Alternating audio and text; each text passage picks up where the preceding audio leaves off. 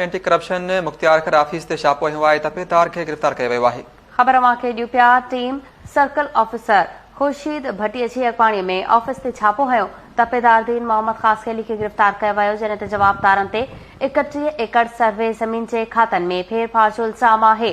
खेसि रिकॉर्ड समेत गिरफ़्तार कयो वियो आहे। बिल्कुल नाज़रीन, उमरकोट में एंटी करप्शन मुख्तियार कर जी ऑफिस छापो हणी तपेदार खे गिरफ़्तार कयो आहे।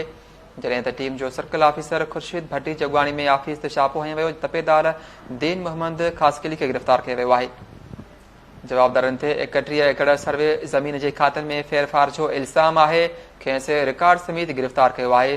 तफ़सील मालूम कंदासीं। लाइन ते मौजूद आहे केटी न्यूज़ रिपोर्टर लजपत माली। जी लजपत, कहिड़ा तफ़सील आहिनि?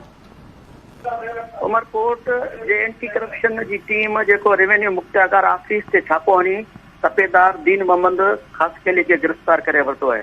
जॾहिं त दरख़्वास्त गुज़ार नूर हसन जी दरख़्वास्त ते तपेदार दीन मोहम्मद खे गिरफ़्तार करे एंटी करप्शन पुलिस गिरफ़्तार पिणु कयो आहे। उन सिलसिले में एंटी करप्शन जे सर्कल ऑफिसर खुर्शीद अहमद भट्टी जो चवणु आहे त 21 एकड़ 24 गुंटा सर्वे ज़मीन जेका आहे तालके कुंडरी जे ॻोठ बुस्ता में हुई, उन में फेरफार जो मथस इल्ज़ाम हो। इन ते इनखे रिकॉर्ड समेत गिरफ़्तार करे केस दाख़िल कयो वियो आहे।